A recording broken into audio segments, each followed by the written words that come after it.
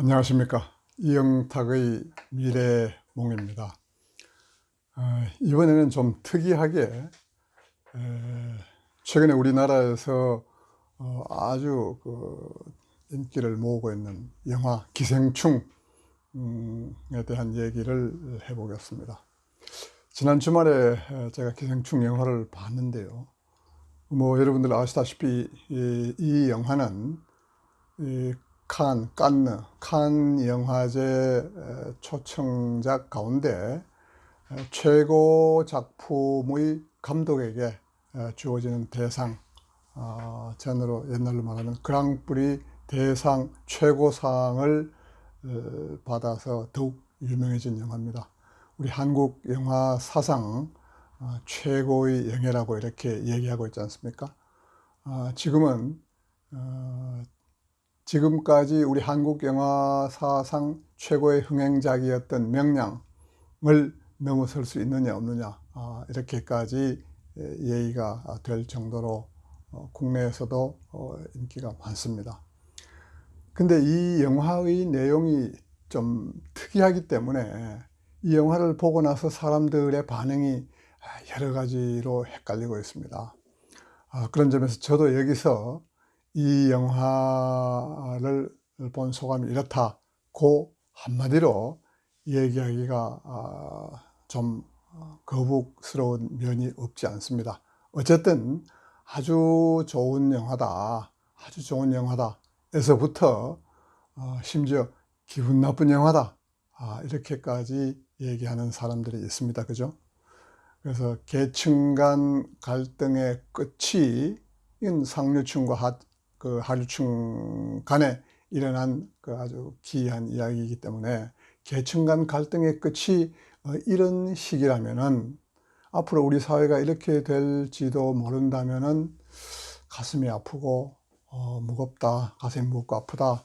이 감독까지도 그 유명한 감독이 좀 이상하지 않느냐 이렇게까지 얘기를 하는 사람도 있지 않습니까? 근데 그렇게까지 볼 필요는 없다고 봅니다. 왜냐하면은 영화의 제목이 기생충 아닙니까? 그죠? 기생충을 누구를 보고 기생충이라고 했습니까? 그래서 그런 것을 생각하면은 그렇게 그런 건 비약을 한달까 이렇게 할 필요는 없는데, 어쨌든 현재 우리가 안고 있는, 우리 사회가 안고 있는 그 근본적인 문제, 불평등, 그죠?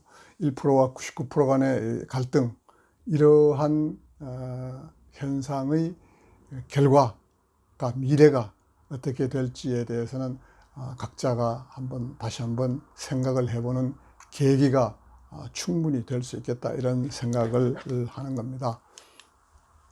그러면서 제가 지난 7년쯤 전에 쓴 소설 이정구가 있거든요. 제가 이정구라는 소설을 썼다고 하니까 여러분들 좀 이상하게 생각하실지 모르지만은, 소재는 제가 만들고 그런 전문가가 쓴 거지요. 이 소설 이정구에 대한 생각이 나서 오늘은 이 이정구 얘기를 여러분과 함께 나누면서 이 기생충 영화를 본 소감을 대신하는 걸로 그렇게 한번 잡아봤습니다. 이정구는 이런 겁니다. 제가 그 소설을 쓰게 된 동기는, 그때 그 직전에 아프리카 튀니지에서 제스민 혁명이 일어났거든요. 그 시민혁명이 일어나 가지고 그때 20년 이상 권좌에서 독재를 하던 벤 알리 대통령을 몇 달 만에 쫓아낸 겁니다. 그런 그 시민혁명이 옆으로 이집트로 번지고 알제리로 번지고 이렇게 해서 많은 독재 권력들이 물러났습니다. 그래서 이것은 제가 가끔씩 얘기하지만은, 요즘 사람들마다 하나하나는 힘이 없지만은, 그렇지만은 사람들마다 똑똑해져서 이 사람들이 인터넷과 휴대폰으로 무장을 하고 서로 SNS를 통해서 소통하면서 세상을 바꾸어 나오고 있는 세상이다, 이렇게 제가 얘기를 하는데, 이런 시민혁명이 앞으로 어느 나라에든 갈 수가 있다. 어느 나라에서도 일어날 수가 있다. 이런 이제 생각에서 소설 이정구를 쓴 거지요. 이정구의 배경은 이렇습니다. 우리나라에 벌족이라고 있는데, 벌족은 제족, 돈 많은 제족, 정족, 정치하는 정족, 정부에서 관족, 기회도 뭐 많습니다만, 이런 대표적인 벌족 중에서도 제족의 대표로 제가 이름을 삼현그룹으로 지었죠. 삼성, 현대 뭐 이렇게 볼 수도 있습니다. 그죠? 삼현그룹. 그 다음에 거기에 회장은 이정구, 뭐 이시정씨, 구씨 뭐 이렇게 해가지고 좀 제가 짓궂게 지었습니다만은, 이 이정구의 과거가 아니라 미래에 대한 얘기를 하는 겁니다. 이 우리나라 최대 재벌의 회장, 그때 나이 70을 상정을 했습니다. 70이 된 이정구 회장의 미래, 어떻게 살아가는 게 정답이냐, 어떻게 살아갔으면 좋겠느냐, 그것을 소설로 쓴 겁니다.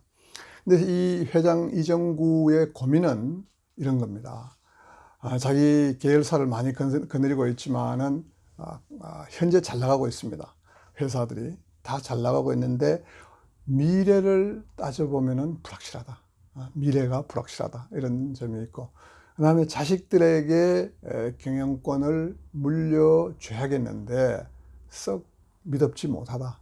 이런 점이 있고, 그 다음에 본인도 이제 나이 70이 되고 그동안에 정말 내가 내 자신으로서 이렇게 좀 재미있게 신나게 개인으로서 시민의 한 사람으로서 이렇게 살아본 적이 없다.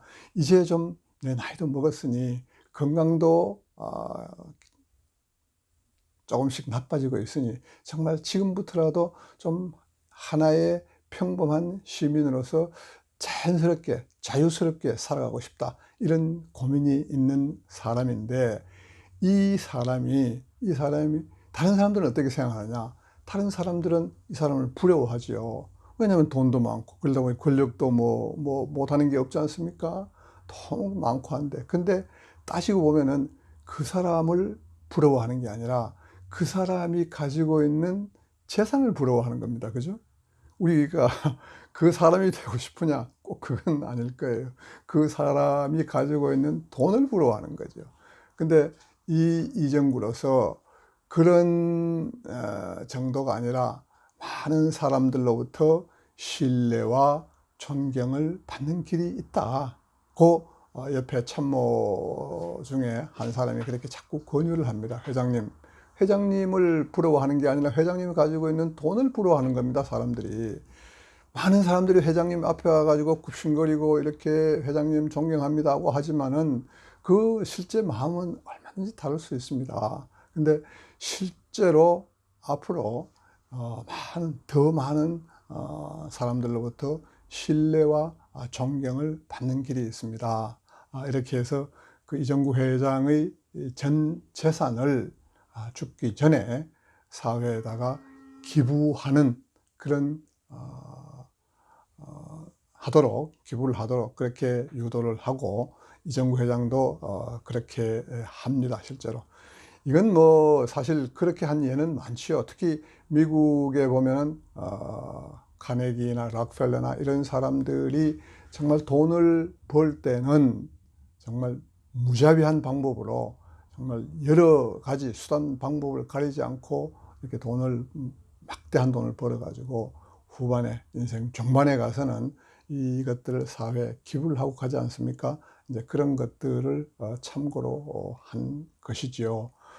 우리말에도 그런 말이 있습니다. 그죠? 돈은 좀 표현이 그렇습니다만은 개처럼 벌어서, 어떤 면에서 보면 수단 방법을 가리지 않고 벌어야 큰 돈을 벌 수가 있고, 그다음에 쓸 때는, 그리고 나서 그것을 정승처럼 멋있게 이렇게 쓰는 게 진짜 부자의 길이다. 이렇게 얘기를 하지 않습니까? 그래서 이 이정구 회장이 정말 이렇게 생을 마감하면서 이런 얘기를 합니다. 주변에 있는 사람들한테, 주변에 있는 사람들이 회장님 정말 잘하셨습니다 하니까 빙그레 웃으면서 부자로 죽는 것은 수치라면서 자네들이 나한테 평소에 그렇게 얘기하지 않았더냐. 이건 카네기가 한 얘기거든요. 부자가 되는 것은 좋은 일이지만은 부자인 채로 죽는 것은 수치스러운 일이다. 이걸 이제 이정구 회장한테 주입을 시켰던 것이죠. 그래서 양반도 거기에 동의하고 당신들이 날 보고 평소에 뭐라고 했더냐. 부자인 채로 죽는 것은 수치라고 하지 않았더냐. 이렇게 얘기를 하면서 정말 내가 눈을 감지만은 내 어깨가 지금처럼 가벼운 적이 없었다.